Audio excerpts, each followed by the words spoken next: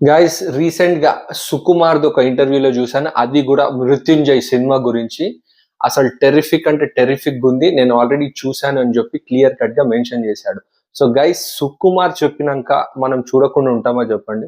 సీదా సినిమాకి వెళ్ళిపోయినా. గైస్ నేను మాట్లాడుతుంది మన మృత్యుంజయ్ సినిమా రివ్యూ గురించి. స్టారింగ్ మన శ్రీ విష్ణు. లాస్ట్ వీక్ ఒక సినిమా రిలీజ్ చేశాడు.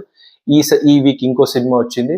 ఇది ఒక thriller cinema and Sree Vishnu starrer and heroine వచ్చేసి Rebecca Monica John and villain వచ్చేసి ఆర్యన్. సో గైస్ కథ ఏంటంటే సినిమాలో జస్ట్ హీరోకి విలన్ ఎవరో తెలియదు, విలన్ కి మాత్రం హీరో ఎవరు అనేది తెలుసు. సో వీళ్ళిద్దరి మధ్య జరిగే ఒక క్యాట్ అండ్ మౌస్ గేమ్ అనేది స్టోరీ. ఎక్కువ రివీల్ చేయడం లేదు. కథనం.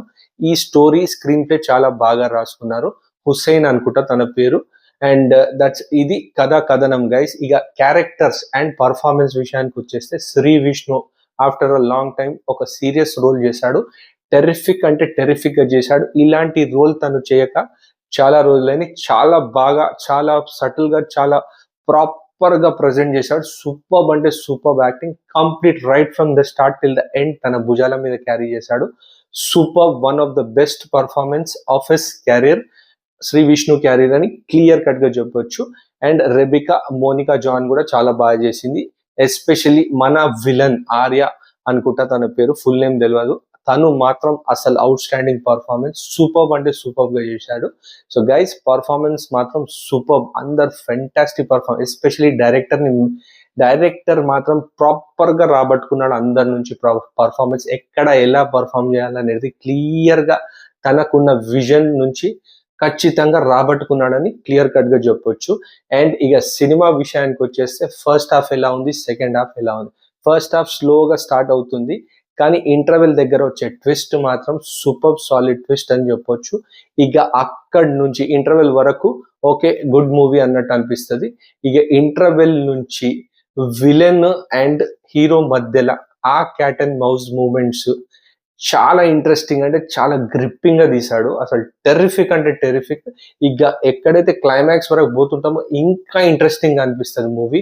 అసలు చెప్తున్నాను కదా, ఈ స్క్రీన్ ప్లే సుకుమార్ గారు చెప్పారు అన్నప్పుడే అర్థం చేసుకోవాల్సింది. ఈ screen play Sukumar type off screen play అని క్లియర్ కట్ గా చెప్పొచ్చు. అసలు సెకండ్ హాఫ్ మాత్రం చాలా అంటే చాలా గ్రిప్పింగ్ గా, చాలా నేల్ బైటింగ్ గా ఆ విలన్ అండ్ హీరో మధ్యలో ఆ క్యాట్ అండ్ మౌస్ గేమ్స్ మాత్రం సూపర్ గా అంటే సూపర్ గా ప్రజెంట్ చేశారు. ఎస్పెషల్లీ హీరోకి విలన్ ఎవరో తెలియదు, కానీ విలన్ కి మాత్రం హీరో ఎవరో తెలుసు.